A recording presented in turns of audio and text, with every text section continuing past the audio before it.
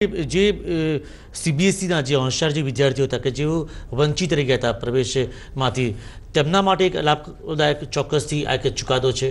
એવા અનેક વિદ્યાર્થીઓ છે કે તેમનું જે ભવિષ્ય હવે નહીં બગડે।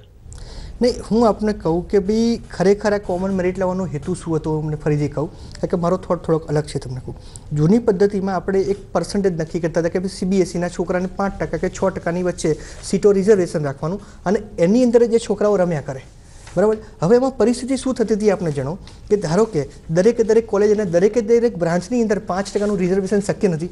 એટલે આપણે ધારો કે એક ટિપિકલ વાત કરું, એક્ઝામ્પલ, તો એલડી એન્જિનિયરિંગ કોલેજમાં મિકેનિકલ એન્જિનિયરિંગ છે કે પ્લાસ્ટિક એન્જિનિયરિંગ છે, ધારો કે પ્લાસ્ટિક એન્જિનિયરિંગ અંદર સીબીએસઈની સીટ ફાળવેલી નથી। હવે તમારો છોકરો જે સીબીએસઈમાં પ્રથમ નંબર ઉપર આવ્યો છે, એટલે ખરેખર તો નિયમ પ્રમાણે એને બધી સીટો ઓફર થવી જોઈએ, પરંતુ સીબીએસઈના કોટામાં એને પ્લાસ્ટિક એન્જિનિયરિંગ એલડીની અંદર ઓફર સીબીએસઈના કોટામાં નથી થયો, એટલે એનો સીબીએસઈમાં પ્રથમ નંબર આવ્યો હોવા છતાં પણ પ્લાસ્ટિક એન્જિનિયર તમને મળવાપાત્ર નથી। એટલે it is against the natural justice. એટલા માટે દરેક છોકરાને દરેક સીટો ઓફર થાય એ સારા હેતુમાં રાજ્ય સરકારે આ સિસ્ટમ બનાવી છે। એટલે આની પાછળનો હેતુ એકદમ સરસ છે કે દરેક છોકરાને એના મેરિટ મુજબ દરેક સીટ ઓફર થવી જોઈએ।